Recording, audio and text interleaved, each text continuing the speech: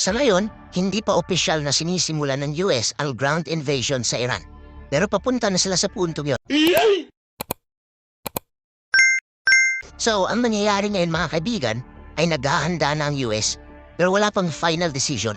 Nagpaplano pa lang sila, hindi pa utos ng presidente.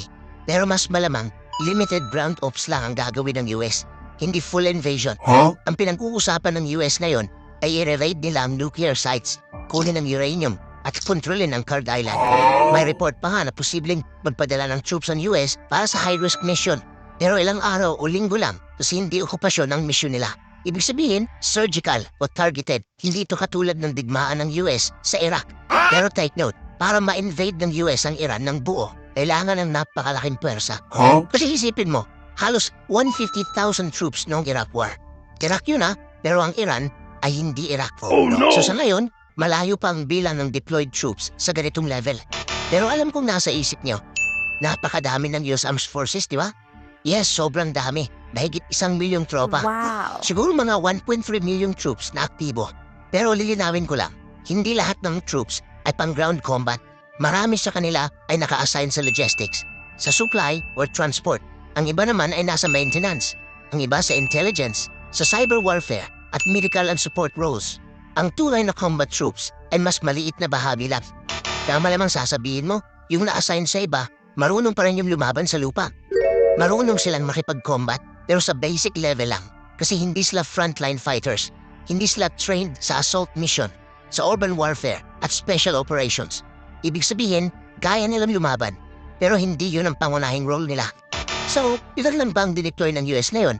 Mahigit 50,000 troops ang kabuuang nakadeploy sa Middle East na yun. Tapos may dagdag na deployment na yun, 2,000 to 3,000 paratroopers, 82nd Airborne. Tapos 2,500 Marines. At posibleng mahigit 5,000 to 10,000 pa kung mag-escalate. Kaya pwedeng umabot sa 55,000 hanggang 60,000 troops kung tuloy-tuloy ang build-up. Pero lilinawin ko lang, wala pang US troops sa loob mismo ng Iran. Lahat ng troops na yon ay naka-base pa lang sa mga kalapit na bansa. Nasa warships, yung iba nasa carriers. Nakaposisyon lang for possible operations. Uulitin ko, kung mahigit 150,000 troops ang i-deploy nila sa Iraq para sa full invasion, mas kakailanganin ng US ng doble o triple para sa Iran. Hindi naman natatakot ang US. Nag-iingat lang sila dahil alam nila na hindi easy win ang Iran. Sabi ko kanina, hindi ito tulad ng Iraq o Afghanistan. Mas malaki ang terrain. Mas organized ang military. Malakas ang asymmetric tactics.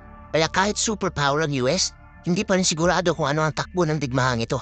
At isa pa, mataas ang risk ng escalation. Kapag nag-ground invasion, siguradong sasali ang proxy forces ng Iran sa Middle East. Mas lalo pang mapiga ang oil routes, lalo na sa Strait of Hormuz. Pwedeng lumawak din sa regional war. At syempre, ayaw maulit ng US ang long war scenario.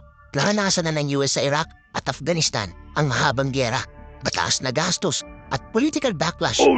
Kaya mas gusto nilang precision strategy instead of full invasion. So sa ngayon, strategic lang ang galaw ng US. Kaya ang tanong ngayon ay hindi na kung gaano kalakas ang US, kundi kailan sila magdidesisyon na gamitin ito ng buo. At kapag nangyari yon, hindi lang Iran ang maapektuhan, kundi buong mundo.